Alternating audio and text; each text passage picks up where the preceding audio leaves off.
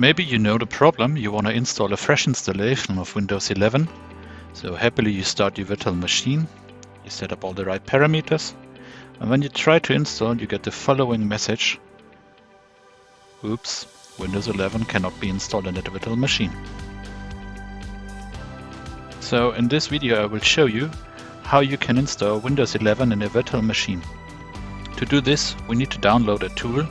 The website will show you later and also show in the comments below this video.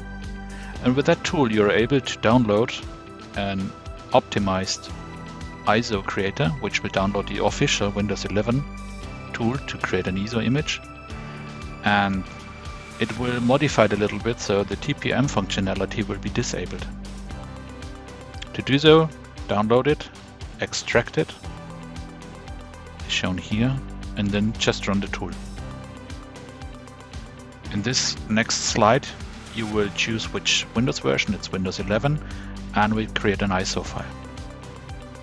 Then it will download some files depending on your internet connection. This might take some time, and at the end the official creation tool for setup a Windows installation ISO image will be used. Also, this might take some time on your machine, so please be patient and wait a little bit.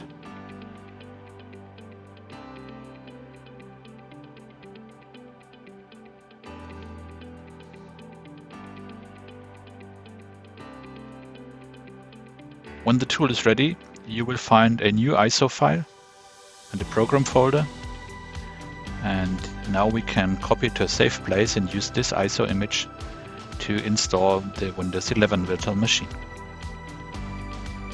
So we start the installer again, and as we can see, we use the same parameters as in the first installation process. For this demonstration we will choose Windows 11 Pro. And now, since TPM is disabled, we can continue with the installation of Windows 11.